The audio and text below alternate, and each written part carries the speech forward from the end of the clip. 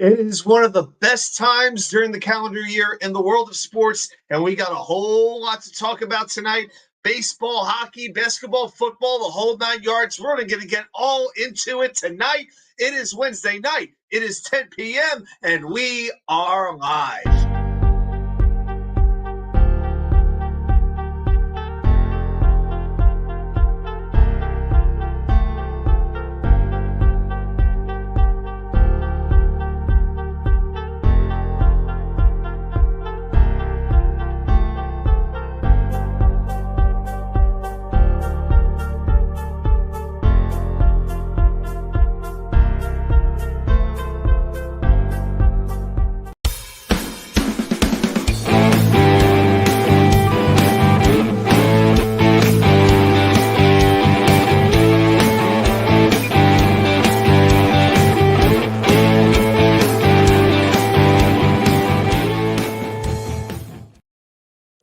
And welcome everybody to New York Sports Wicker Media. I'm watching K99.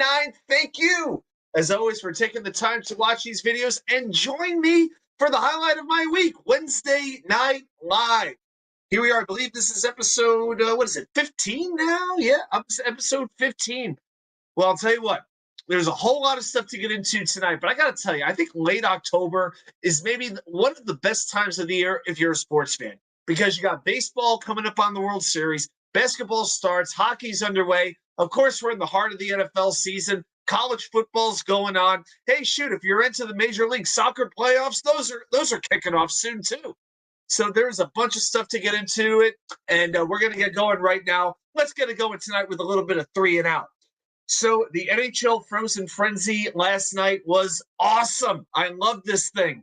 So I get home from work about 6:15, and the games all started at 6 o'clock. All 32 teams played last night with staggered start times. The first game started at 6. The last game started at 11 p.m. I had a whole setup going. I got my laptop here, got my TV over there in the corner, and I'm kind of flipping back and forth. Occasional switch ins to baseball, which, let's be honest, we're going to get into baseball in just a couple of minutes. But I thought it was a great concept. You know, the NHL really doing their version of the red zone with the NFL, with the whip around coverage. I thought John Buccigross and Kevin Weeks were quite entertaining. Just a shame that Barry Melrose isn't there to do it anymore. But some of the highlights, man, Seattle beating Detroit in overtime, fantastic game. Rangers get off to a slow start, but beat Calgary on the road, something they rarely do. Filipinos looking really, really good. He's got 5 assists in his last 2 games. The Islanders didn't have such a good night. They gave up 7 goals to the Colorado Avalanche. Knew that was going to be a tough one for them. Devils, man, they continue to roll. They dispose of Montreal at the Bell Center 5-2. Jack Hughes with 4 assists. And the Boston Bruins remain unbeaten. They beat the Blackhawks in Chicago 3-0. The Vegas Golden Knights, wow. So much for a Stanley Cup hangover. The Vegas Golden Knights are 7-0. They scored in the final minute to knock off the Philadelphia Flyers 3-2. I'll tell you what, I don't know when we're going to see this again. I know Gary Bettman's talking about doing it again. You can't do it every week, but I will say this. This is something that should happen, I think, at least 3 to 4 times a year in the regular season, because the staggered start times allow you to check in on different games. You know, when your game was in intermission, you can watch another game rather than everything being on break at the same time, you know, because hockey's very structured with, you know, the format and the timing and all of that. But I thought it was just a really fun night. It was really, really cool. All right, a little bit on basketball here. I want to talk a little bit about Emmanuel Quigley of the Knicks in particular. He was not able to come to terms with the team on a new contract. He will hit restricted free agency next summer. You know, the Knicks are a very guard-heavy team right now between Jalen Brunson, Dante DiVincenzo, Josh Hart, Quentin Grimes, Deuce McBride. And the thing with Quigley, you know, he's been a dynamic player coming off the bench, but he is not really he wasn't that good in the playoffs. And as long as Brunson's here, which he needs to be, Quigley's not going to be a starter for this team. You know, he's a shoot-first point guard, can be very, very streaky. When he's on, he's fantastic. But, you know what, Quigley is not a player who's going to be that starting shooting guard next to Jalen Brunson. So, if what he wanted was 25, $30 million a year, it just didn't make a whole lot of sense. But I got to say, Quigley was fantastic tonight. I believe he was 7 for 8 from 3-point range. He was one of the Knicks' best players, if not their best player, on the floor tonight, as the Knicks fall by 4 points at home in their season opener to the Boston Celtics. Very frustrating game. And I will say this, it would be very nice if the Knicks could learn how to shoot a freaking free throw. 12 missed free throws, and you let Kristaps Porzingis hit the 30s. Your old, oh my gosh. Kristaps Porzingis just dominated.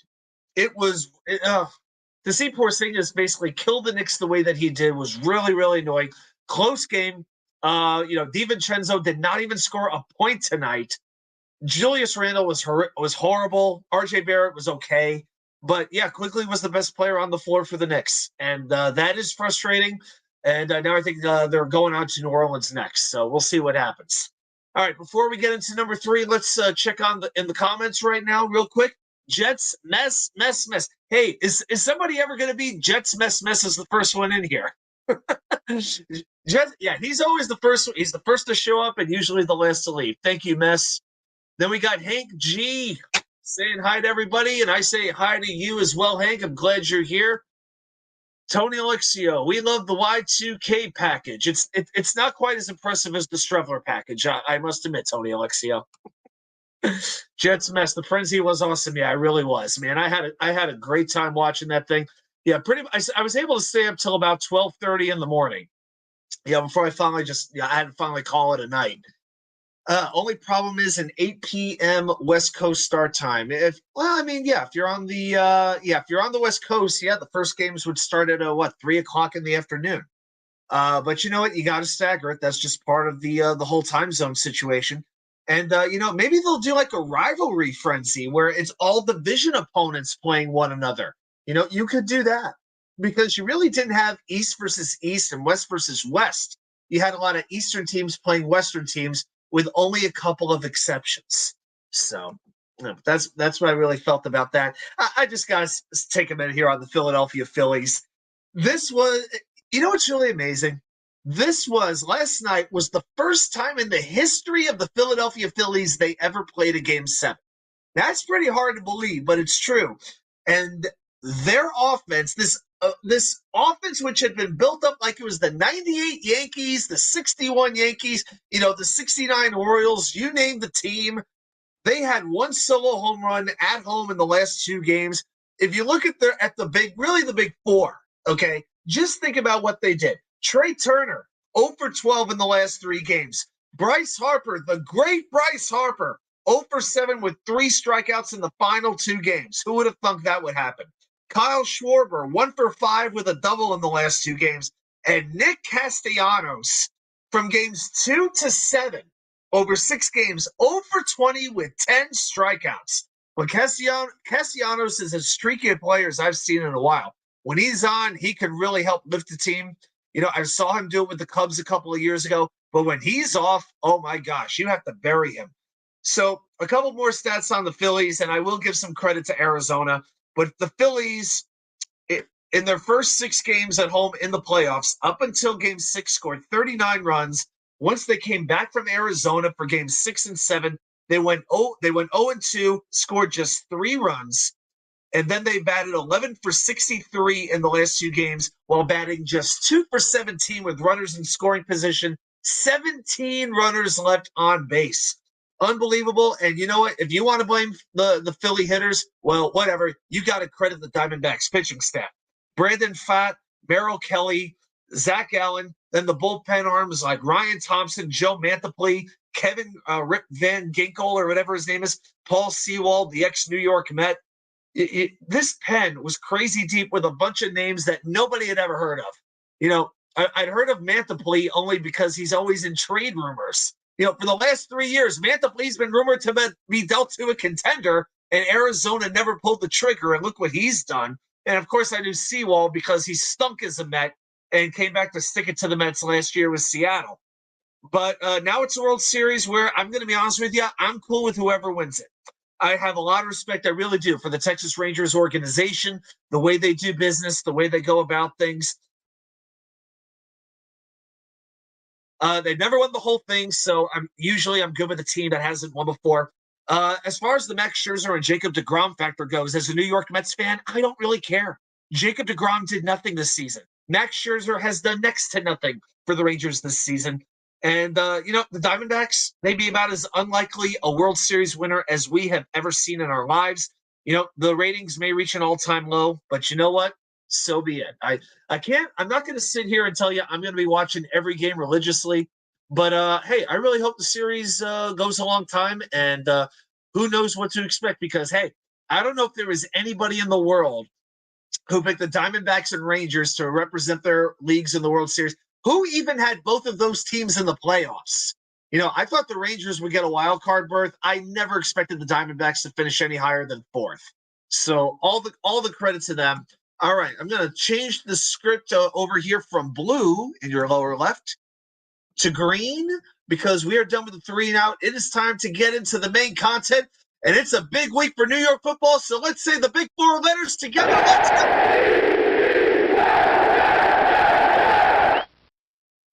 Oh my goodness. It is Jets versus Giants week. What a week this is. The Jets coming off the bye. It's always a big deal when it's Jets versus Giants. There's always just a little bit of extra juice. But before we get into that, I'm just here to remind you and just remind all of us the number of days, and let's make this a little bit bigger. The number of days since the opposing defense has been called for roughing the passer against the New York Jets offense. The last time was in December of 2021. It is now 675 days. No roughing the passer calls on Zach Wilson. Not on even Mike White. Not on Chris Streveler. Not on Aaron Rodgers. Oh, my gosh. And like I said, I am tweeting that every single day, and I will with an updated number, and I will continue to do it every single day until it changes and the Jets finally get their elusive roughing the passer penalty called against them. Okay. Another quick check of the comments here. Let's see what we got here. That's it, Hank G. You know it. David D. Yeah, let's take off. David, good to see you. Hank G, man, it's so frustrating because you have to earn the calls. It's obvious. You have to earn these calls, and that is not the way that it's supposed to be. It is so frustrating, but hey, I guess the best referees, they all took the TV jobs where it's nice and cushy for them. They can wear they can wear a lame suit and get paid a lot of money. So, hey, they took the opportunity. God bless them. But I don't need freaking Gene Steratore telling me what holding is. I don't know about you, but I personally don't. Okay, so let's talk a little bit about the Jets news. And I want to talk also a little bit about, we got a lot to get into. I'm going to talk a little bit about, we're talking tonight about different things. The trade deadline, a couple of players I'd like to see the Jets target, especially at the wide receiver. I'm going to talk about some teams I think that could stand in the way of the Jets making the playoffs. We're going to talk about the injuries. We're going to talk about the Giants a little bit. A lot of interesting news and notes to look at with Big Blue, or Little Boy Blue, as I like to call them at times.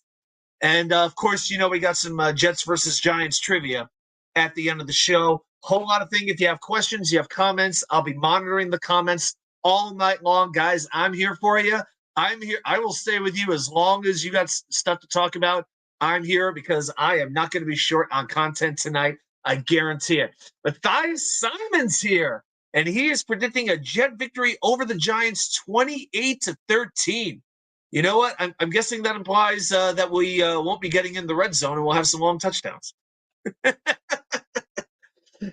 I will say this. The Giants special teams, I wouldn't trust them. Graham Gano is only 10 for 14 on field goals this year.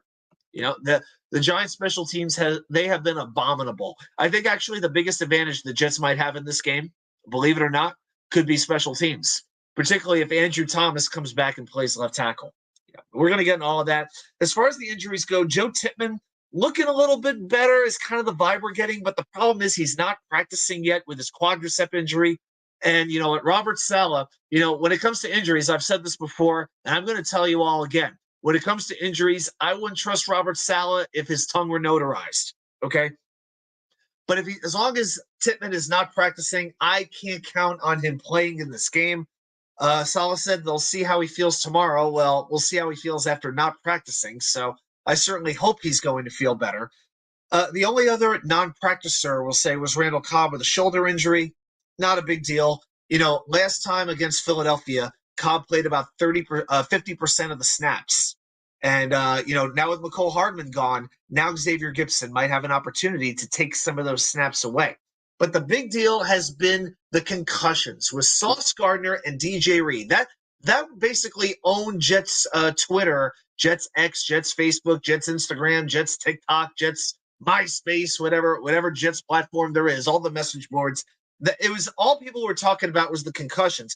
So I thought we'd take a look tonight at kind of the NFL's version, what their protocol is, and see exactly what we're looking at here. So that's about as tight as I can get it. I actually did some cropping here. So you got your 5 steps here. Number 1, rest and recovery. Number 2, light aerobic exercise.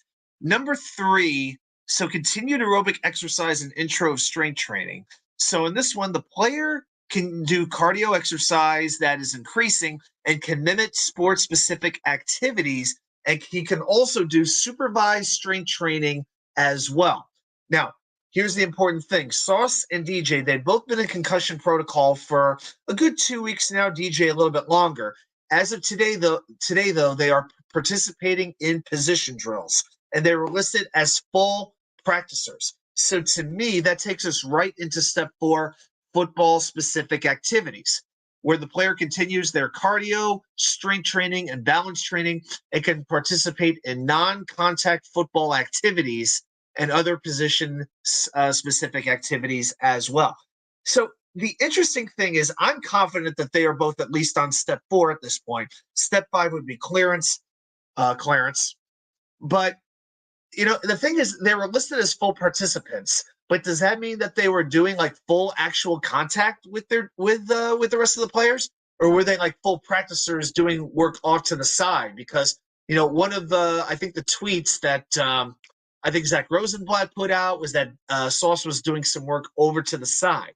So can you be a full participant in practice if you're doing all your stuff over to the side? So my personal feel on this, if they were full participators in practice, they've got to be on step 4. That's my interpretation of this. Brandon Eccles, also a full participant. Let us not leave him out as well. All right, let's get back here. Hey, Pure Adrenaline, how you doing, man? Hey, I'm sure it still exists. I'm sure there's still 3 or 4 users out there. You just sign to your dial-up. You've got mail, and just go. And I'm sure you'd have like Fireman Ed in your top 8, and Jetsman, and I'm sure Jake Asman and Ryan, they'll all be in your top 8, right?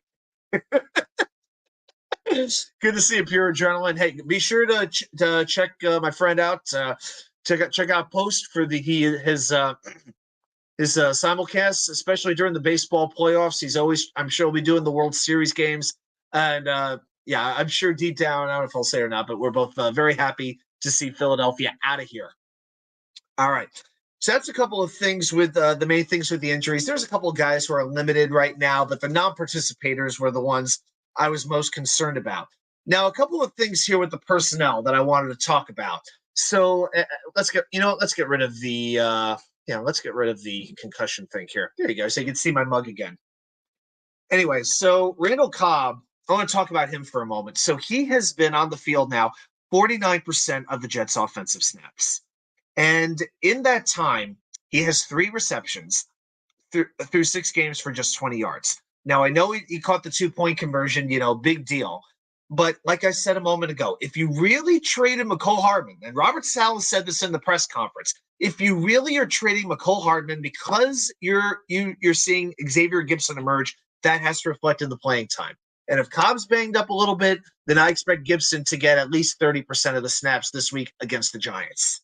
I really, really do. And let's see Ty Conklin get used more. We have to see this. Ty Conklin has played 72% of the Jets' snaps at this point, but he has been targeted only 27 times in 6 games.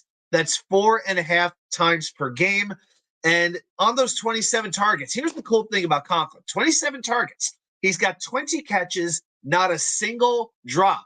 Because remember last year, we had quite a few situations, early on in the season, Conklin had quite a few drops. There are a lot of Jets fans writing off Ty Conklin, and he has had some very sure hands. It's just he hasn't really gotten the opportunity to really show that off.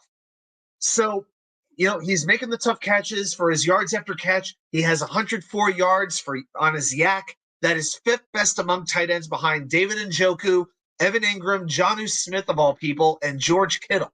Now, I know the Jets don't have a legit wide receiver number 2. Allen Lazard is fine, but, you don't really trust him as that other wide receiver across from Garrett Wilson. He's not really making that much of an impact by himself. So it might be a situation where it makes more sense to actually target Conklin because the few opportunities that he gets, he seems to be taking advantage of that. And by doing that, you know what? Maybe you start to get better third down numbers. Maybe you start to get better red zone numbers. And how much have we been screaming about this all year about the third down and red zone struggles for the Jets offense? Harlan Abraham says it's fancy seeing Hank G here. Yeah, well, Harlan, it's fancy seeing you here too, man. The great Johnny Jimenez, my fellow Virginia Jets fan. It's good to see you, my friend. Hope you and the family are doing well tonight. Yeah. Oh, boy, oh, boy. And just to get into that third down situation a little bit, I got to talk about that for a moment. So the Jets, they are dead last in the NFL. They have converted just 25% of their third down opportunities. But here's the thing with the third downs. A lot of people have been asking, hey, how do we, what are we going to do? Not that they're asking me, I know. But just wondering, what are we going to do to fix this third down issue? What are we going to do to fix this red zone issue? Now, if you're here with me last week, we broke down all the red zone drives against Philadelphia. We saw sacks. We saw penalties, a lot of unforced errors on the Jets that really were killing those drives. Because even though the Jets were getting in the red zone against Philadelphia, they never got inside even the 10-yard line, let alone anywhere near the goal line. Okay, that's really, really key here. They're not getting down close enough. So the thing with that is the Jets aren't getting third and 1. They're not getting a lot of 3rd and 2s. Their average to go on third down is 8.4 yards. And if you have Aaron Rodgers doing that, I got a little bit of confidence that he's going to make a lot of that work out. With Zach Wilson? No, I don't have the confidence in that. So the Jets are 31st in distance to go on third down, if that makes sense. So it only makes sense that they're 32nd in conversion rate. Okay? And the thing with that, you want to break it down further? We'll break it down a little bit further for you. Okay, so on first down, the Jets average 6.4 yards per play on first down. I got the stat from Michael Nania, so I want to give him his props. 6.4 yards per play on first down. That's fifth best in the NFL. It's second down where they're shooting themselves in the foot, where they're plexico burrising themselves. Too soon? Sorry. So the Jets on second down, the league median is 4.9 yards gained on second down. The Jets are averaging 3.2, worst in the league. So even though third downs are a problem, it's really second down that is setting them up for their failures and their struggles in the third down realm. Okay, so it's not just about making these third down plays work. You've got to put Zach Wilson and the rest of this offense in a position where they don't have to throw the ball, where Zach is in position to throw a 5-yard pass when it's 3rd and 7. Because how many times have we seen that and wanted to pull what's left of our collective hair out when we throw these dink and dunk passes when it's 3rd and long? It's so frustrating. Johnny, man, it is Giovanni's first birthday. He turned 1. Happy birthday, Gio. Happy birthday, buddy. Future subscriber, I hope. Hank G, you know what? It's Wednesday at 10 p.m. is a staple for me, too. And it will be for a long, long time. Giovanni Jimenez, future Jets fan. Absolutely. Gold zone, my arse. Yeah, Martha Brown zone right now, mess. But hey, let's see what the bye week can do. He brought him a Giants cake so he could smash it while he wears his Jets jersey. Oh boy, oh boy.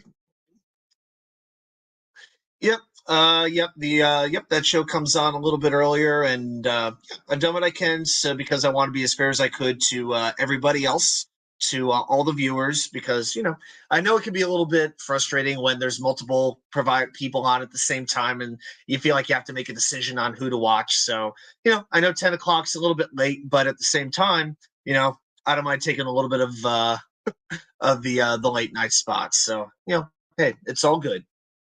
And I'll still say, no matter what relationships we all have with one another, what shows exist or don't exist anymore, just support who you support. Whoever you enjoy watching, just support them. That's cool.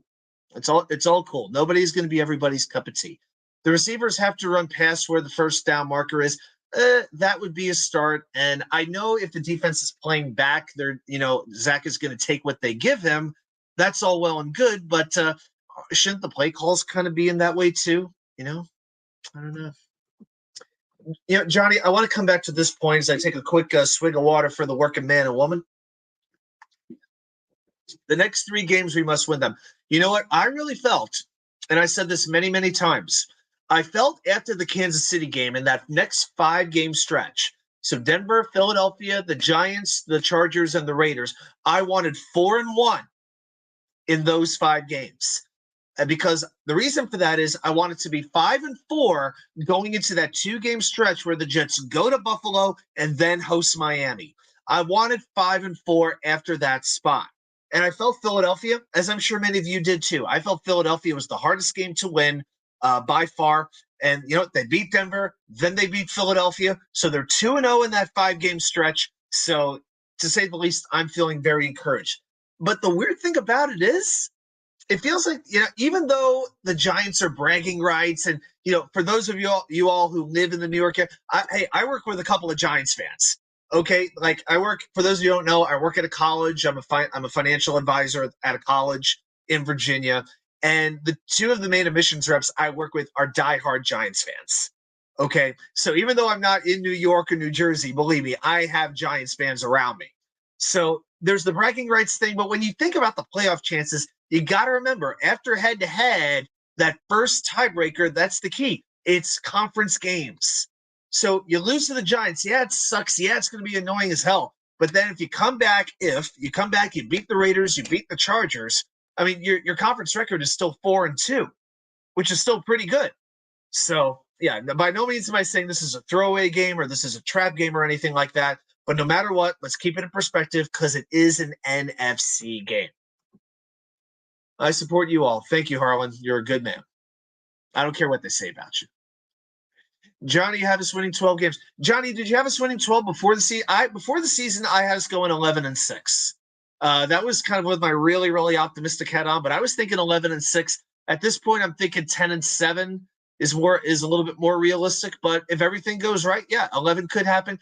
12, I think, would be everything going the way that we would want it to go. But it is possible. I mean, there aren't a whole lot of things to fix with the Jets, but there are some very specific things that do need to be better. So the run defense has to be better because we're allowing way too many yards on the ground, like about 130 yards per game on the ground. The run defense has to shore up, especially coming up against Saquon Barkley, Austin Eckler, Josh Jacobs, Raheem Mostert, all these different guys. So the run defense in Atlanta down the road, they have a pretty good running attack with Bijan Robinson and Tyler Algier, Damian Pierce in Houston. So the run defense does have to do a better job.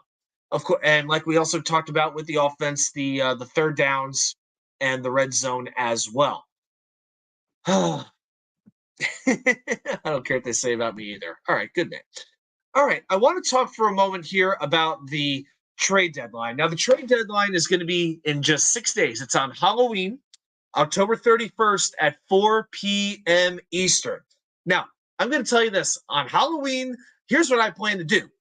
I'm going to be working until about 6 o'clock. I believe October 31st is a Monday, if I remember correctly. No, it's a Tuesday, right? It'd be a Tuesday, right?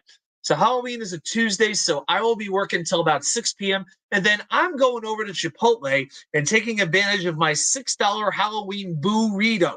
That's right. Jake Asman, forgive me for giving Chipotle a plug. I know that's your thing. You're just going to have to forgive me on this one. So when I'm going in there to get my burrito, I want to hear that the Jets have a new wide receiver.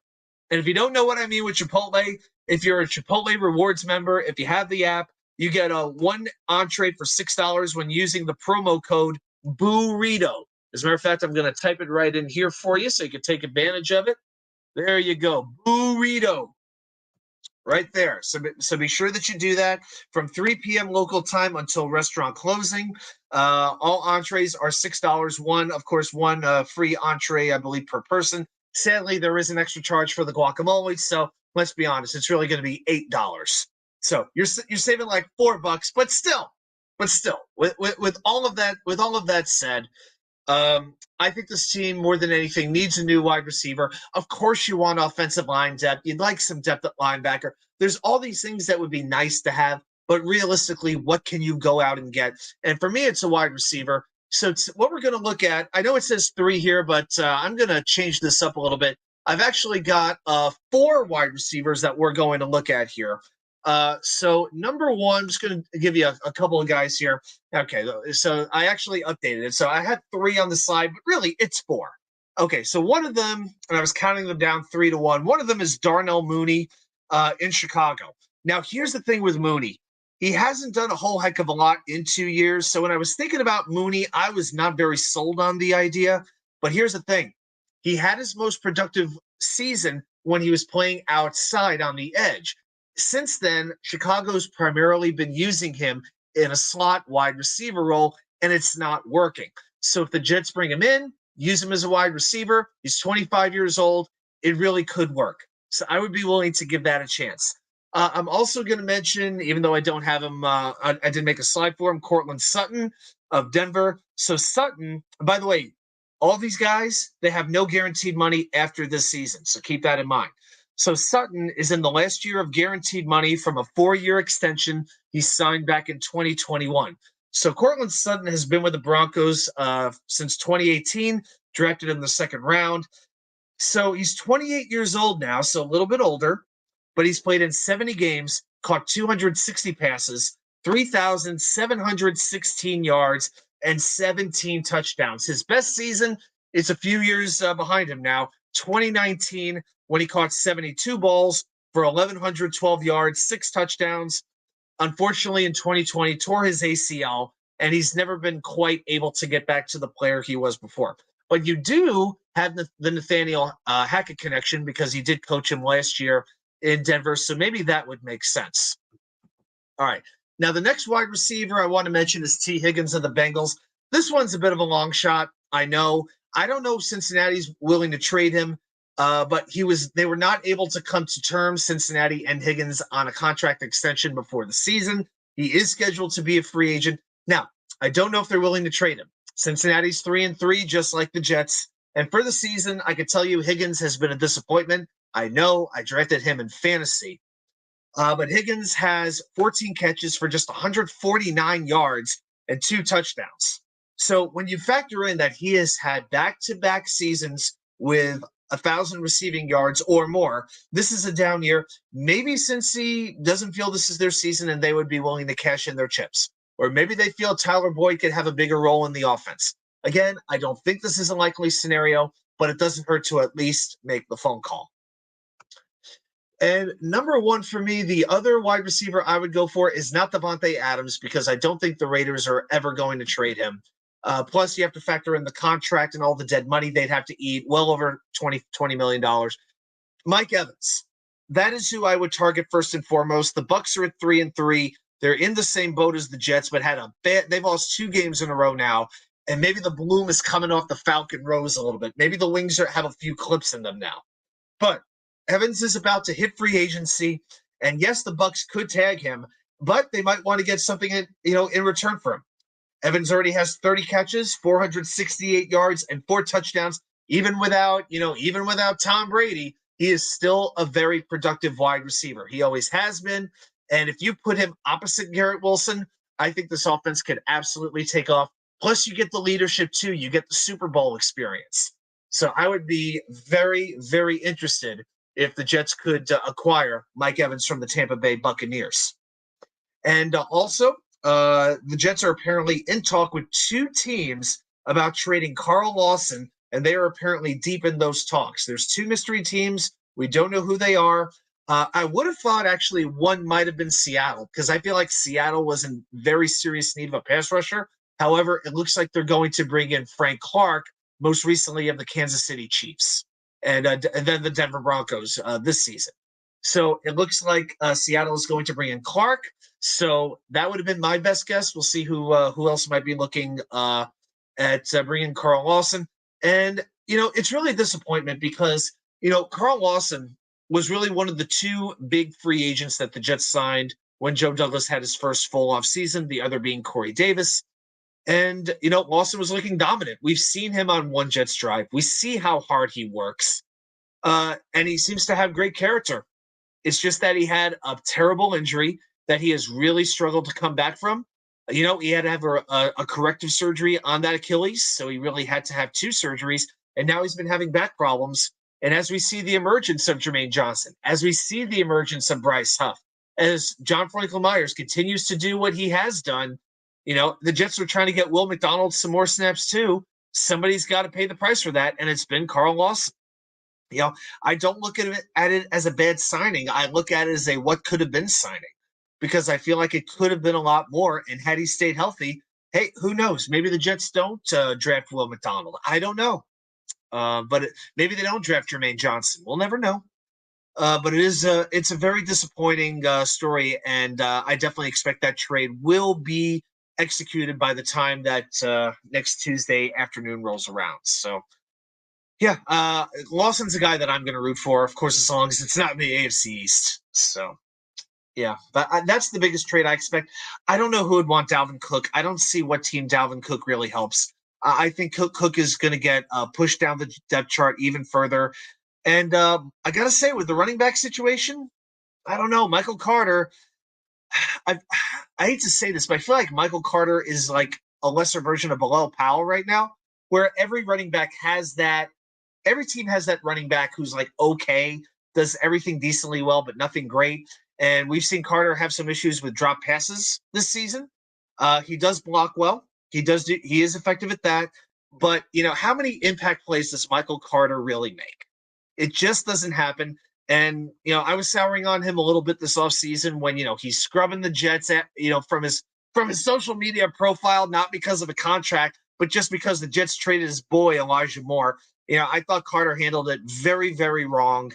And, he's a guy I really wanted to root for. But, right now he looks like he's just another running back who, is going to be replaceable and might drift around the league a little bit.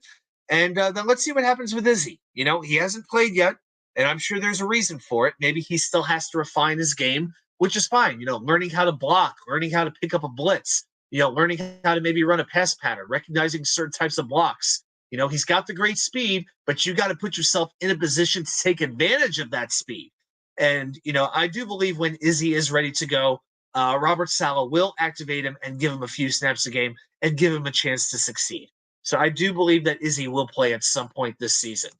Billy SBC is here. Good to see you, man. I was telling people during the first 4 games to be patient because the first 6 games were brutal. When I said the Jets had a real shot at the playoffs, nearly everyone said I was insane. LOL. Well, Billy, most of us think that you are insane most of the time, but on this particular situation, yes, you're exactly right. Yeah, I was thinking 3-3 was a realistic target. Here's what I wanted after the bye: 3-3, healthy team. For the most part, we got it. We only lost our best player and our best offensive lineman for the season. What are you going to do? We lost Rodgers. We lost AVT. Defense has had a few more. I don't want to say it, Knicks and knocks than they did last year. Because last year, you got to remember, the defense was super healthy. Nobody was hurt in the secondary. Linebackers were good. Quinnen missed 1 game. Sheldon Rankins missed a couple of games. But the defense didn't really have to deal with injuries. This year, that has not been the case. You've had our top 3 cornerbacks all get hurt. We've talked about that. Don't forget Justin Hardy on special teams, although they're still doing really, really well, even without Hardy. I got to say it. Linebackers have been fine. We had a few scares with Quincy Williams for a minute, but he's still looking fine. So, yeah, 3-3 with the situation they are. If you wish Rodgers and AVT were healthy, but yeah, I'll take this. I think it's a team that's finding their way, and when I say it's a team that's finding their way, I'm really talking about the coaches more so than I am the players. Figuring out how to make an offense work with Zach Wilson, figuring out who their best personnel is, and figuring out how to accentuate their positives. So I think this coaching staff is learning along with the players. And I got to say, I'm feeling better about the coaches after 6 weeks of football than I did going into the season. and that makes me feel pretty dang good. Yeah. So I don't know how you all feel about the coaches, but I'm feeling a little bit better about Robert Saleh than I did before the season. Not saying I'm sold on him. I'm not saying I believe he's the coach that's going to lead us to the promised land where we all want to go. Not going there, but I do believe that he is going to continue to get this team to play for him.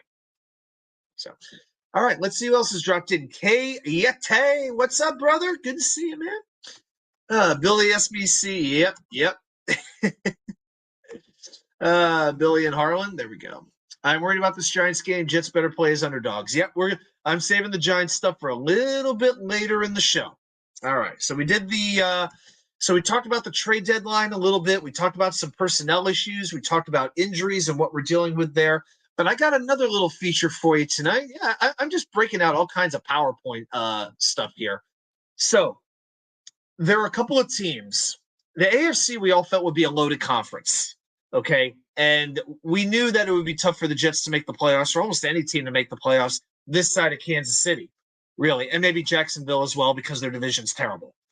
But looking at what I've been looking at over the first 6 weeks, and I'm not including division opponents here, I'm going to give you the top 5 teams that I think are going to be in the way of the New York Jets making the playoffs. Now, I actually am ranking these teams from 5 to 1. So I'm curious to get your thoughts on this. Y'all might think I'm a little crazy with this, and I am crazy because I'm a Jets fan. And yes, Harlan, don't forget to hit the like button. Thank you so much. If you have any friends, Jets fans, Giants fans, yeah, please share the channel with them. Absolutely. That means a whole heck of a lot. Billy, before we get into the slide, do you agree with Matt O'Leary that Carl Lawson might go to the Raiders for Hunter Renfrow? Renfrow is not a player I'm very excited about. If they do, I'm like, okay. But Renfrow would not excite me. Renfrow to me would be just another guy. Renfrow hasn't been the same in a couple of years. Not sure how the salaries would work, but if the Jets are willing to do, you know what? I like the idea of a player for player, because keep in mind the Jets only have 5 draft picks next season. We know they've lost their second round pick, and I believe they traded their 7th for Chuck Clark. So I know that those are gone. And I think they actually traded a 5 as well, and they have 2 6-round picks. I believe they have that going for them too. Yeah, I think they traded their 5. Yeah, they traded the 5th, I think, in the Jacob Martin trade, I believe is what they did. Yeah, I think the Jets have a 1, a 3, a 4, and 2 6s. I believe that's their draft lineup as it stands for 2024. But yeah, with Carl Lawson, I don't want to see a situation where, okay, we're gonna give you the player and a 7th round pick, and you give us a 6th. No. I want a player. I don't want to give away more draft capital. I really, really don't. So yeah, if there's a sort of situation, maybe even not just Renfrow. What about maybe say a Donovan Peoples-Jones from Cleveland? I know some people have been very big fans of his, so maybe Peoples-Jones would work. He hasn't really been able to carve out a role in Cleveland, but he's got some speed. Maybe that would work. But again, Mike Evans is absolutely the player that I would want if I'm the Jets. All right, so I'm going to take 1 second here. Hank G asks a good question. Do you think that we will get compensatory picks, extra picks next year? Compensatory. I have a little bit of a hiccup. I apologize about that, guys. I'm gonna look something up here. See what I can see if I can find something out here for us, because the Jets did lose a couple of players. Yes. So as of right now, here's what I could tell you. All right, I do have some news on this. So the most you can have, I believe, is 5 picks. San Francisco is actually scheduled to have 5. Okay. The Rams are scheduled to have 4. The Eagles, this is amazing, are expected to get 4. The rich just keep getting richer, don't they? Now, the teams expected to get 3 picks are the Green Bay Packers. Oh, shoot. Let's come back. There we go. All right, the Green Bay Packers, the New Orleans Saints, and the New York Jets. So the Jets are projected to get 3 picks, and here's why. They added McCole Hardman and Alan Lazard, but they lost Dan Feeney. He actually counts towards the formula. God only knows how. Nate Herbig, Sheldon Rankins, Nathan Shepard, and Mike White. So Hardman and Lazard, because it's about how many you lost versus how many you acquired. Okay, so the Jets signed 5 and lost 2. The question is, at this point, will Feeney play enough to earn the Jets a comp pick? Okay. So, yeah, as far as I know, I haven't heard anything about Dan Feeney. I know Dan Feeney's playing for the Miami Dolphins, or at least he's on the Dolphins roster. I'm going to check the Dolphins snap counts, but I don't think Feeney's played at all because if he doesn't get enough, then the Jets are likely going down to 2 picks. But I got a website here for snap counts. So let's see what I could find here on the Dolphins. Hopefully, they have offensive line stats. I don't think they always do. Yeah, yeah. I don't know if Dan Feeney's actually played. Yeah, this website, Football Guys, it lists. This is the funny thing. It lists the snap counts for every position except like kicker, punter, and offensive line, which last I checked kind of matters. Oh, actually, Feeney, I take that back. So Feeney went to the Bears. Okay, so I guess the Dolphins let him go. Let's see here. Okay, here's what happened. So on August 29th, the Dolphins traded Feeney to the Bears for a 6th-round pick. I didn't even know that. I never did. Did y'all hear that Dan Feeney got traded from the Dolphins to the Bears? I had no clue about that. Oh, crazy. Okay, so Dan Feeney, I actually feel a little more hopeful about that because we all know what the Bears are. So if he's going to get playing time, there's a good chance it might be over there. Let's see. Let's see if I could find something here. SI.com. Pro Football Reference. They usually got some. They usually got some stuff here. Let's see. 6 games, none started. Yeah. Snap counts. Here we go. All right. Dan Feeney to this point has played 2 offensive snaps. Dan Feeney in 6 games has played 2 offensive snaps and 22 special team snaps. Now I'll be honest with y'all. I don't know how many snaps it takes before you qualify for the comp pick, but I don't think 24 through 6 games that puts you on pace for about 70 snaps. I can't imagine that that's going to be enough. Okay, so I think so. To answer your question, yes, we will get comp picks next year. I'm thinking 2 is a realistic target here. Michael Thomas from the Saints. I don't know. I don't know if the Saints are going to do that right after they got Derek Carr. I think they're trying to give Carr every chance to succeed because right now that offense needs all the help it can get. That is a disjointed offense. I'm genuinely surprised how disappointing New Orleans offense has been.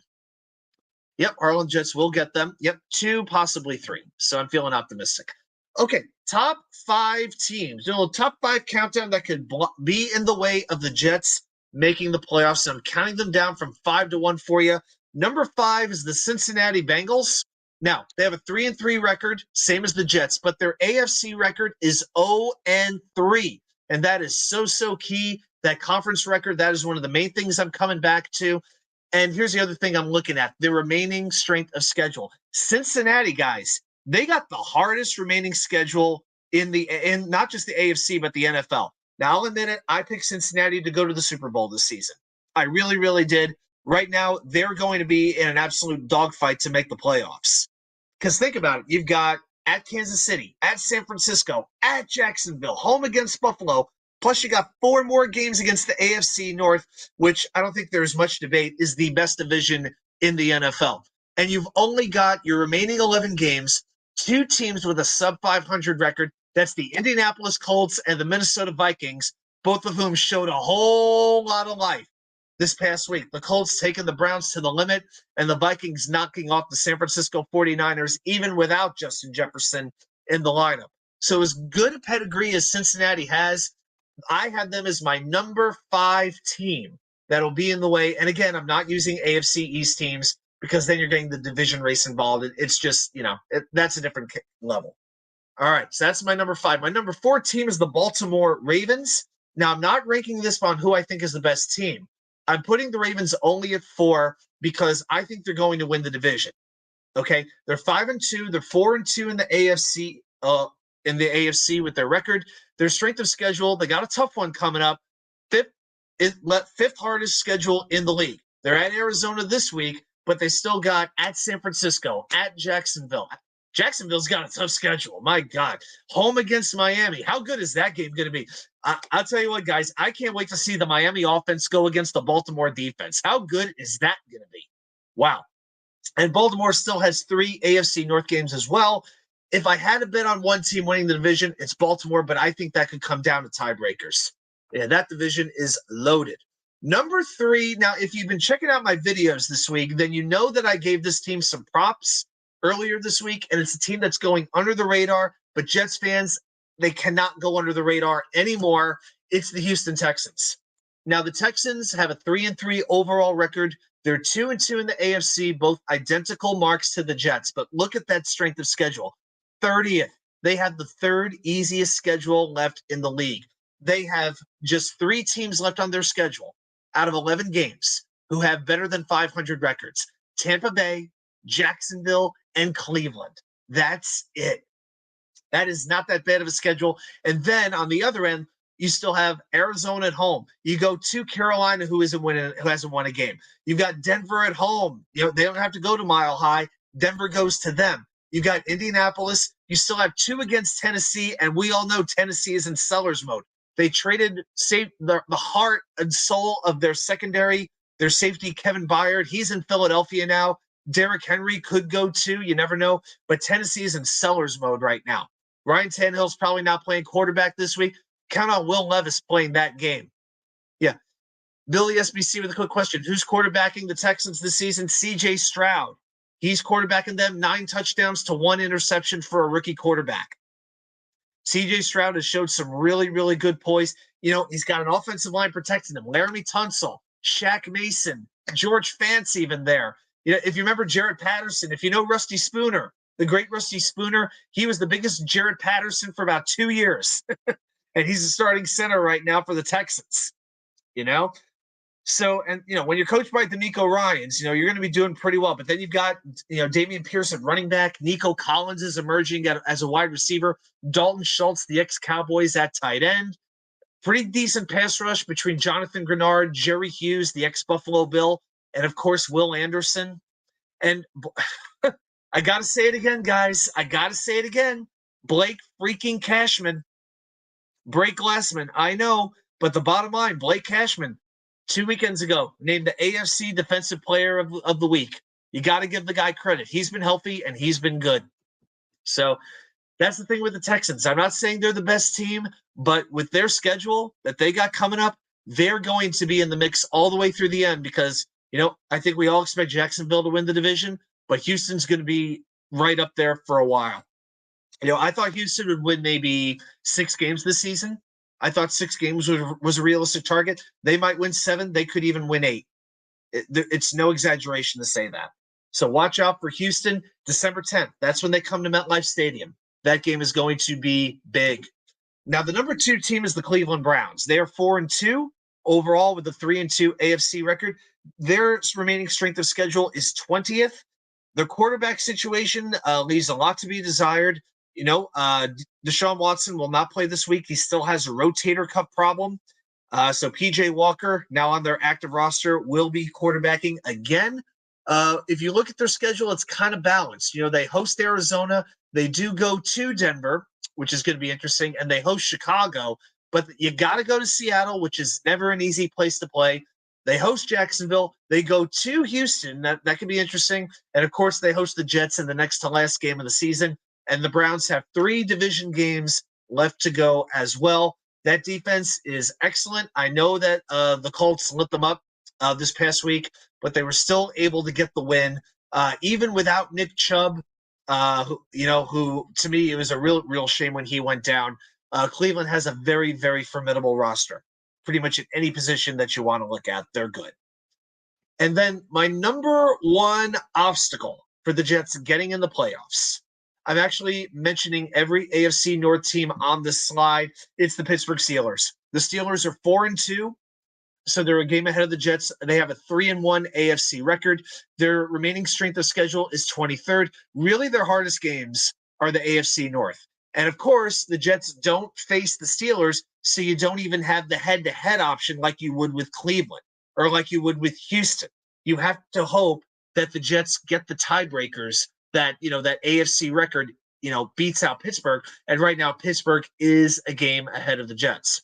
So Pittsburgh still hosts Tennessee. They host Green Bay. They host Arizona. They host New England. They go to Indianapolis. So those are 5 games that you'd have to make the Steelers a decisive favorite. And right there, they win those 5 games alone. That gives them 9 wins already. And that's not factoring in the other their AFC North games. So those are my thoughts. So again, Cincy 5, Baltimore 4, Houston 3, Cleveland 2, and Pittsburgh 1. That's what I'm looking at as the biggest obstacles, the 5 biggest obstacles outside of the AFC East for the Jets to make the playoffs this season. All right, let's get out of that. Yeah, a lot of presentations tonight, but I still got. I think I'm still going to do. Still going to do one more. Well, that's going to be the trivia, so that's going to be a little bit different, and we'll get to that in a few minutes. But we still have a couple other things that we need to talk about tonight. By the way, if you're wondering about the Jets' strength of schedule, they're 18. So they have the 18th easiest schedule left to go if you're going by record. Well, let's get into this game this week. Why don't we? Let's talk a little bit about the New York Giants. Of course, I'll be doing my game preview video. That will be out probably Friday night, if not Saturday morning. And believe me, I'm going to be breaking that down in depth. I've been watching some Giants shows, been playing some Giants podcasts, trying to get kind of an inside feel. And several days before this game, on a Wednesday night, you usually don't have as much info as you're going to have by Friday. But here's a couple of things that I think are really standing out about the New York Football Giants, Little Boy Blue. The Jets are going to have their run game working, all right, because the Giants do not have a good run defense. They're, I think, the 5th or 6th worst team in the league in stopping the run. Run right at Kayvon Thibodeau, okay? He is basically what we thought Bryce Huff was a couple of years ago, where we thought Bryce was a really good pass rusher but wasn't going to be able to play against the run. So run at Kayvon. I think Breece Hall is going to have a huge game. I think, as a matter of fact, Breece is going to have to hit triple digit yards, all-purpose yards, running, catching the ball out of the backfield. If he doesn't get at least 100 yards, I don't know if the Jets are going to win this game. Okay, but also let's see within the passing game, can Deonte Banks handle Garrett Wilson one-on-one? Banks, to me, was a cornerback I really, really like coming out of the University of Maryland. I actually liked him other than some other cornerbacks that were coming out, and he started to play a little bit better. Did a very good job against Washington against Terry McLaurin, or Terry McLaurin, excuse me. But the thing with the Giants defense is this: Wink Martindale is their defensive coordinator, formerly of the Ravens. Wink Martindale lives on exotic blitzes, creative blitzes. The Giants blitz 65% of the time. Okay, the only way the Giants can win, in my opinion, is to confuse Zach Wilson with crazy blitzes and force mistakes, to force sacks, incomplete passes, terrible passes, turnovers, all of that. Okay, so the Jets are going to have to really be on. They're going to have to block Leonard Williams, Dexter Lawrence, Kayvon Thibodeau. They do that, they're going to be in very, very good shape. Now, if Joe Tippmann can return, that's going to be huge because he's a very, very good pass blocker. That would be really, really enormous. But I got to say, let's give a little credit right now to Laken Tomlinson and Connor McGovern, the Jets' left guard and center. They have been very good for the Jets this year in pass blocking. They have not missed a snap. They're going to have to do that again, especially against that interior wall on the Giants' defensive line with Leonard and Lawrence. Leonard Lawrence. Now I'm thinking Full Metal Jacket, Gomer Pyle, Leonard Lawrence. Unfortunately, I don't think I could quote too much of that movie, or I'd probably get in trouble for it. But from now on, you're Gomer Pyle. If you haven't seen Full Metal Jacket, watch the first half and then turn it off. That's what I would say. But Gunnery Sergeant Hartman, one of the greatest movie characters I've ever seen. Definitely one of the most memorable. All right, so we had a quick movie aside here. But with the Giants side, they got a lot of injuries, and it starts at quarterback, guys. Now, as of right now, Daniel Jones is not cleared for contact, but he was practicing today. So he did his weekly spot on Tuesday with Kay Adams, and he's still working through his neck injury. He is practicing. He said his goal was to play Sunday, but if he is still not cleared for contact, which is what seems to be the case, I just don't see any way the Giants put him out there. I really think Tyrod Taylor will be the Giants quarterback, and I don't think that's good for the Jets. I really don't. Now, I know in the 2 games that Tyrod Taylor has played, the Giants have scored a mere 23 points. Okay, not very impressive. Taylor is now 34 years old. He doesn't run the way he used to, but here's one of the big differences between him and Daniel Jones. Tyrod Taylor protects the football. He does not turn it over. Now, we know with the Jets, what does the Jets defense live on? What do they thrive on? Three things, really: rushing the passer. Well, four things: rushing the passer, great coverage from their linebackers, from Quincy and CJ, great corner coverage, and turning the other team over. That has been the best thing about the Jets compared to last year, is that they take the ball away. And that is going to be harder to do with Tyrod Taylor, because Taylor will take some shots down the field, but they're very calculated shots down the field. Okay?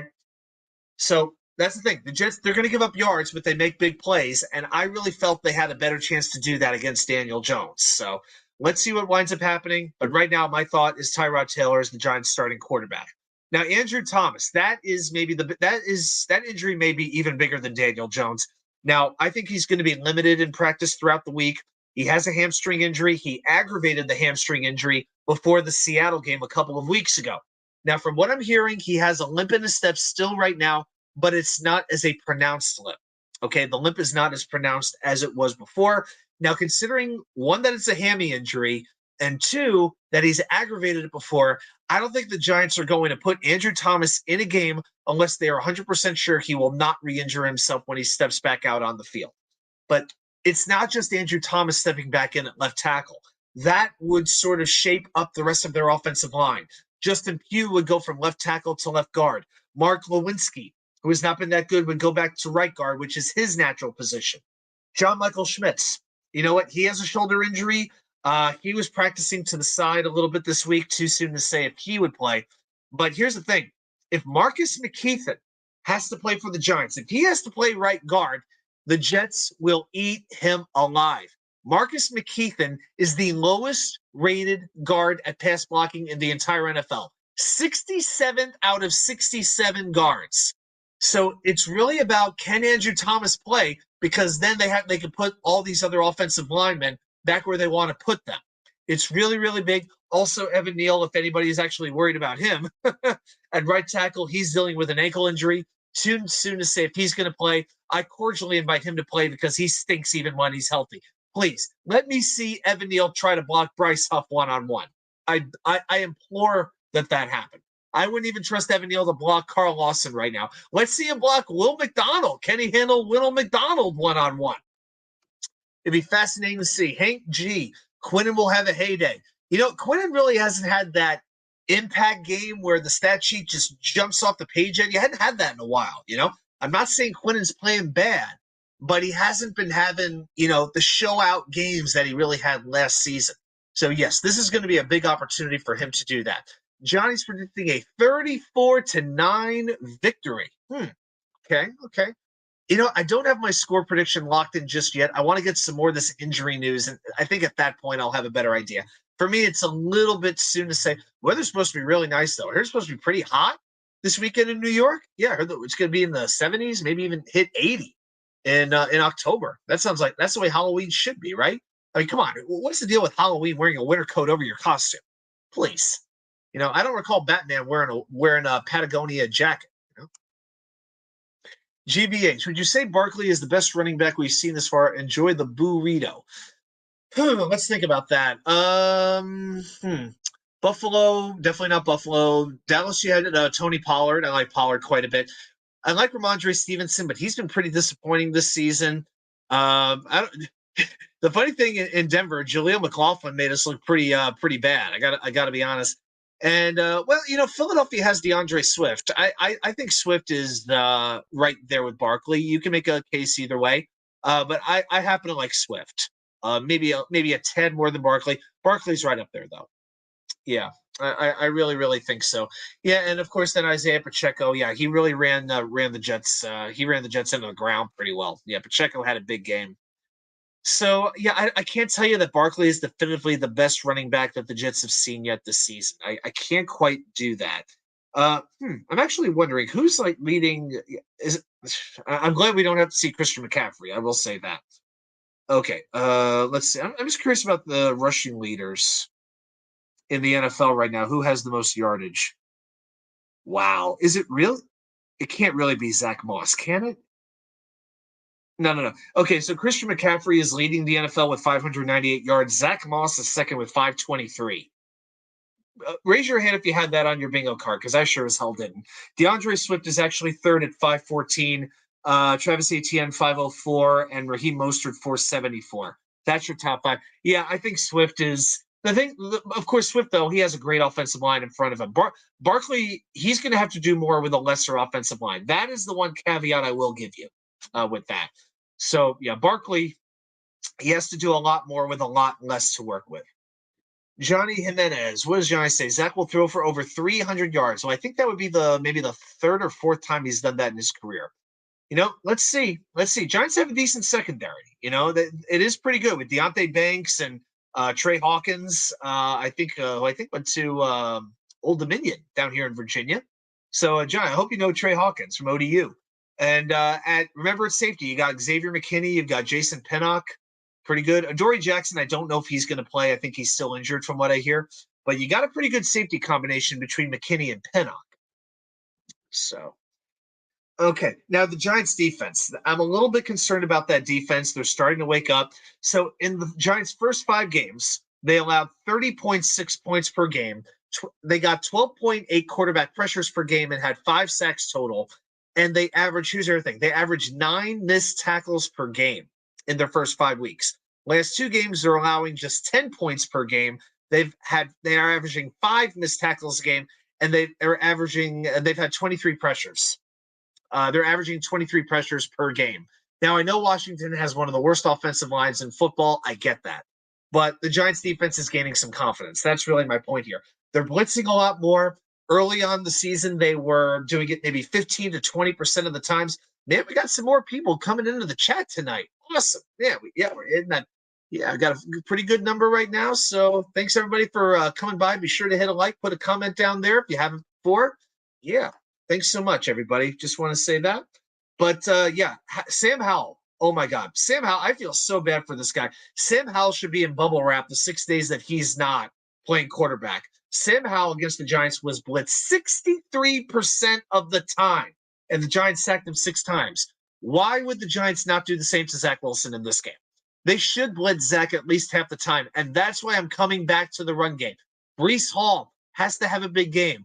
If I'm Nathaniel Hackett, I'm dialing up some screens, some short dump offs to the tight ends, to Ty Conklin, to Jeremy Rucker, even Nick Bawden, Michael Carter, if you trust his hands, Dalvin Cook, maybe, if you can get him in space. Hey, maybe. Can I get crazy with you all for a moment? Maybe this is the week for the first time to activate Israel Abanikanda. Because if the Giants are blitzing and you can get Izzy in a little bit of space, he could take one to the house, guys. It could happen. It could happen. So Hackett really has to think about it. GVH, will any of the wide receivers I mentioned come here for half a year with Zach? It's not up to them. If they don't have a no trade clause like Kirk Cousins, it's not up to them. Then they're just going to come. Yeah, I try to offer some good options. I just don't think Devontae Adams is realistic. And Jerry Jeudy, I have no interest in him. And I don't think Joe Douglas would ever trade for Jeudy. With the reputation that he's acquired, yeah, I don't think there's any shot of like a Jerry Jeudy. But again, if you're going from a team that's struggling and all of a sudden now you have an opportunity to win and you have an opportunity to make a serious run, and maybe you could stay next year and stay with Aaron Rodgers. Hey, maybe that would appeal. You have an opportunity. You're going to get playing time, and you're working off of Garrett Wilson. So you're not necessarily going to be the most targeted wide receiver. You're not going to be. So maybe there are some appealing things about it, even if you don't trust Zach Wilson as a quarterback. It's just some thoughts. Carl is also a funny ass interview. Refreshing. Yeah, Lawson. Yeah, good guy. Good dude. And I gotta say one other thing about Deontay Banks. Did y'all hear the quote that he said? To be honest, I can't name a single player on the Jets offense. I don't care when it was said, whether it was this week or whether it was preseason. Yeah, they have to. I hope the Jets offense has taken that to heart for sure. And it's something that I've really been thinking about lately, just kind of where the Jets are right now. And I'm just talking to y'all right now, just Jet fan to Jet fan right now. I went back and listened after the Jets beat Philadelphia. I decided to listen to WIP Radio, which is the main sports radio station in Philadelphia. And I wanted to hear what they had to say.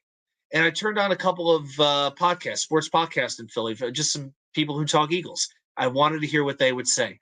And it kept coming back to they kept getting on Jalen Hurts about the late interception, about how the defense did really, really well, how they had to overcome all the injuries. But they kept saying, we lost to the stinking Jets. We lost to an awful team, on and on and on.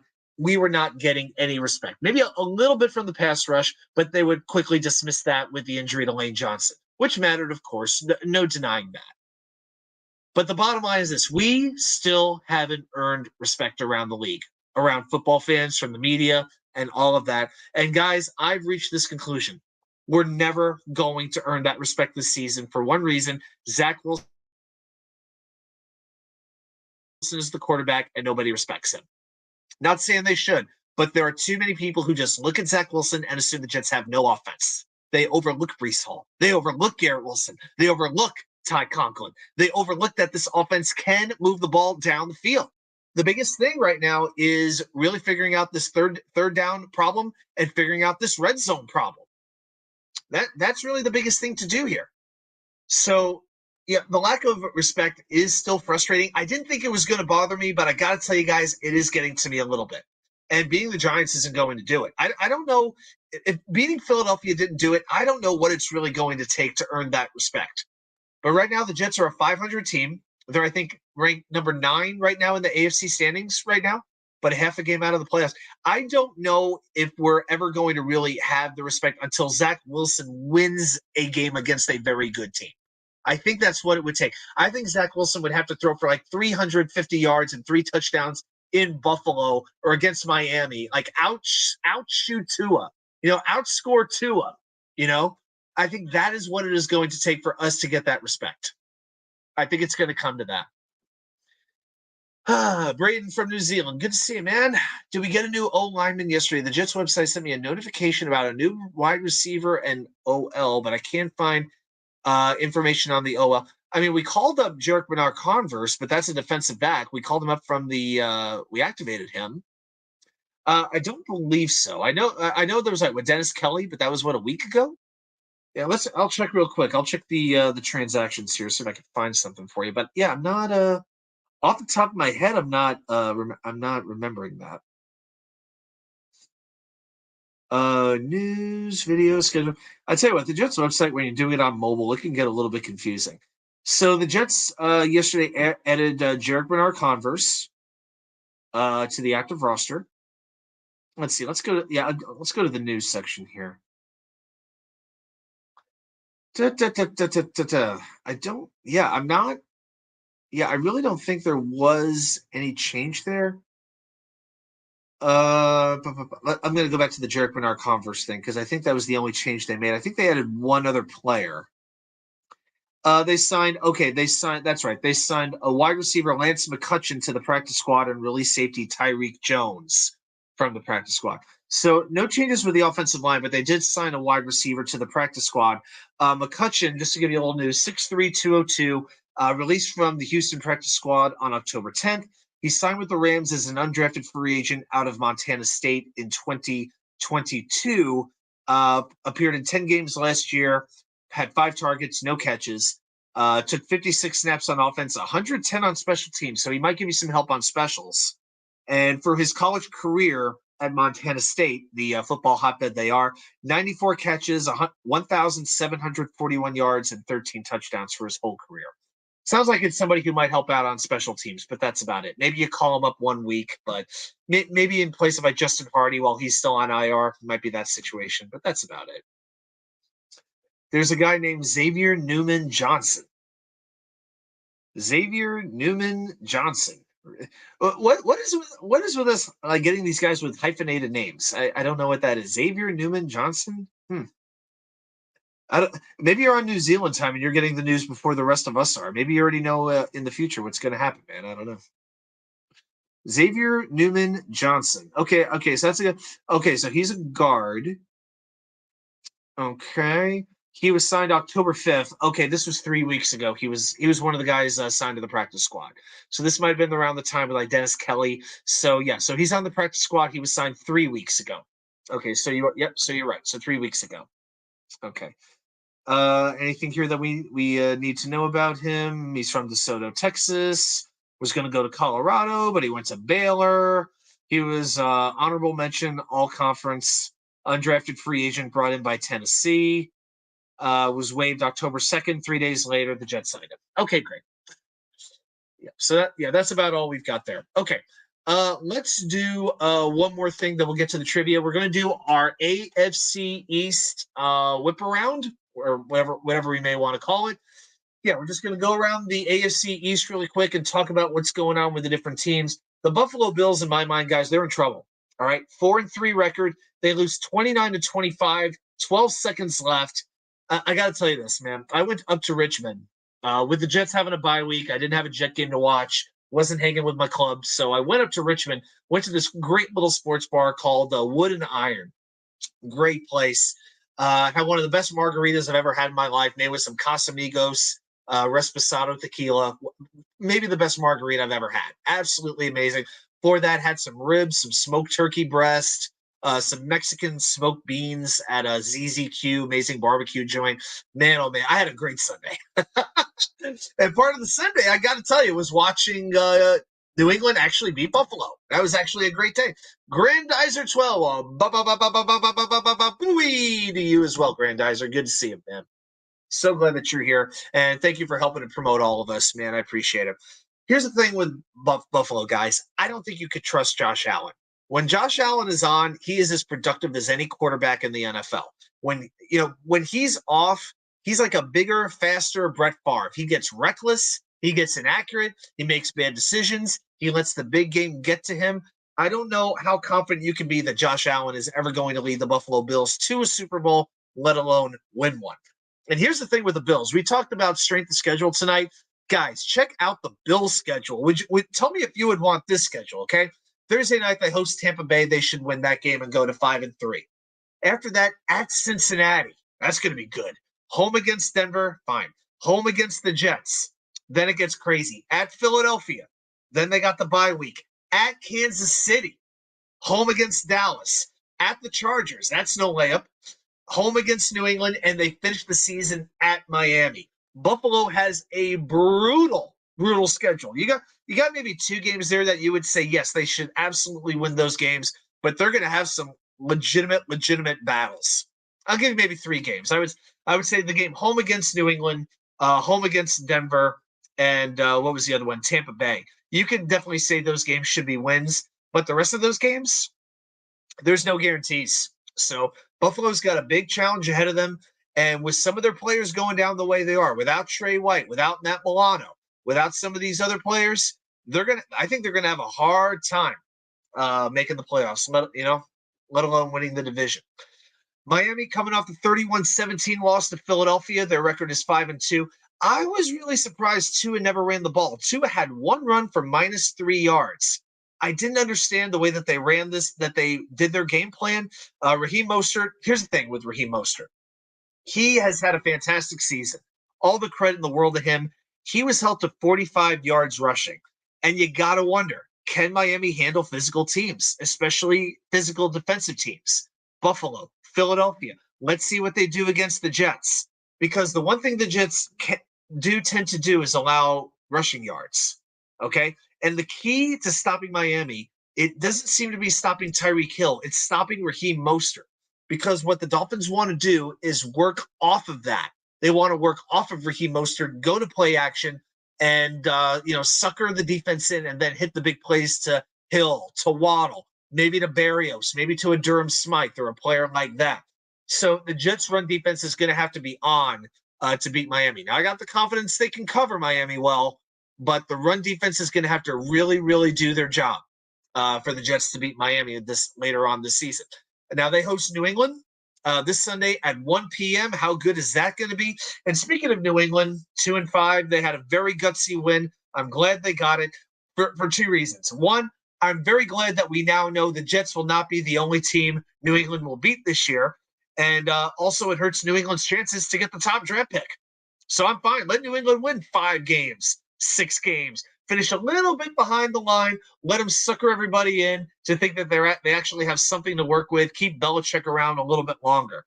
Yes, please. But let's see how Mac Jones does this week against the Miami defense that already has 24 sacks.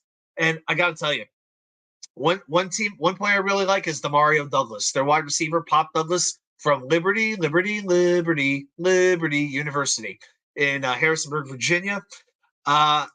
The thing with Douglas, he just doesn't get a whole lot of opportunities because Juju Smith-Schuster really has that same kind of wide receiver role. Okay, so Juju is kind of blocking Douglas. So I really wonder how long it's going to be until Douglas kind of surpasses Juju on the depth chart. But I think Douglas is going to be a weapon as the season goes on. So that game, I got to be honest, I'm a little bit bummed New England and Miami have to play the same time as Jets-Giants. But hey, there's no buys this weekend. Every team is playing. And yeah, it's just a game that we won't be able to really focus on because we'll be watching the Battle of East Rutherford, New Jersey. GVH, we might see Dan Feeney against this Sunday night. Can you all remember the last time there was a Sunday night game that had as little appeal as Chargers Bears? Wow. Maybe Tyson Bagent will have another great game and he'll continue to write his story. And if he can, God bless him. But man, oh man. But yeah, GVH, who knows? I guess you'll have to watch closely. You'll have to watch for a mullet on special teams. But yeah, Feeney kind of fits. Feeney strikes me as like that Midwestern guy with the mullet, the mustache. I can say, I see Feeney more as a Packer. Doesn't Feeney strike you as the guy you go into the bar after the game and Feeney's there, taking down a couple of Miller Lights and wolfing down a bratwurst or two? I could totally see Feeney doing that. I see Feeney as a Packer more than I do a Bear. To me, he's the quintessential Green Bay Packer. That's just me. The great Thomas Fitzpatrick. I won't reveal your affiliations, but yeah, I stopped by his channel a couple days ago. Thomas does some live streams for baseball and different things, football as well, I believe. So yeah, thanks for the like, buddy. And yes, I'll be. I've already subscribed to you. I'll be watching out for your next live stream, and I'll be sure to say hi as well. Have a good night, man. Sleep well. Thank you so much. Yes, stream. That's it. Well, speaking of that stream, it is let's see, it is 11:20 right now. So I think we need to get to a very special part of the show, a part that I know you all look forward to every single week. It's time to play a little Jets trivia.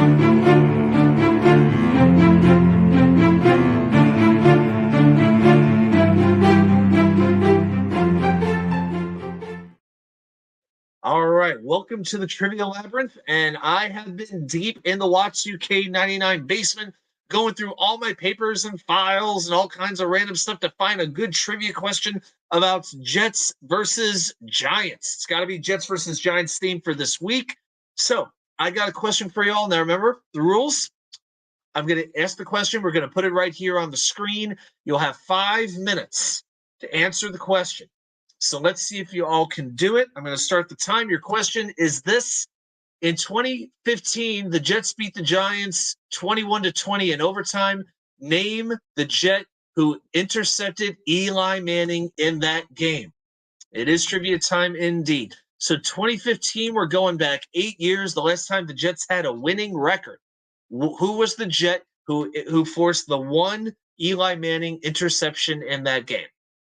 In the game, Brandon Marshall had a late touchdown in that game, and I believe, and I think, who's who's the Giants kicker who missed the field goal? I believe, I wish it was Lawrence Tynes because that guy's a douche. Oh my God. It was him, or I think it might have been Jay Feely or something. I don't know who it was, but. All right, so who was the Jets? So you know it was a defensive player, right? So who intercepted Eli Manning? I got to look up who the Giants kicker was in that game because Randy Bullock. Yes, Randy Bullock missed that 31-yard field goal that allowed the Jets to win. I'm sorry, it was 23-20. Excuse me, not 21-20. It was 23-20. So typo on my part. So I apologize about that. Hank G says Marcus May, now of the New Orleans Saints, I believe. Well, let's run that up the ladder. Is it Marcus May? I'm afraid not, Hank. Good guess, but no, it is not Marcus May.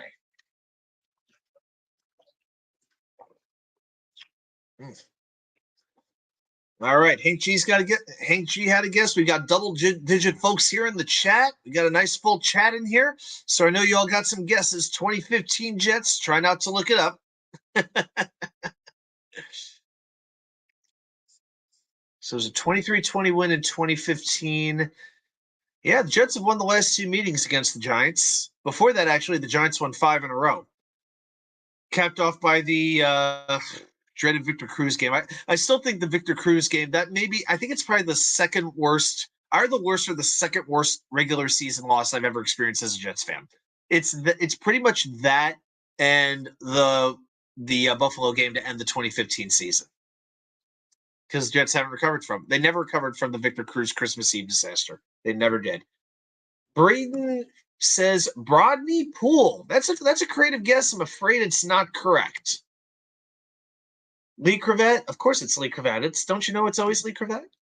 Hey, G, I guess Cromartie or Rivas would be too easy. I think Cromartie was not on the Jets anymore. Yeah, I can tell you it is not Darrelle Revis. This guy, I will say this. So he was a Jet. It was a defensive back. So I will give you the defensive back. It's not like it was a defensive lineman, like a random defensive lineman. I got 2 minutes left to go, guys. 2 minutes. And he did play a couple of years with the Jets. So this was not like a guy who was there for like 3 games and he disappeared or anything like that. No, this was a New York Jet for a couple of years. David D says D Milner.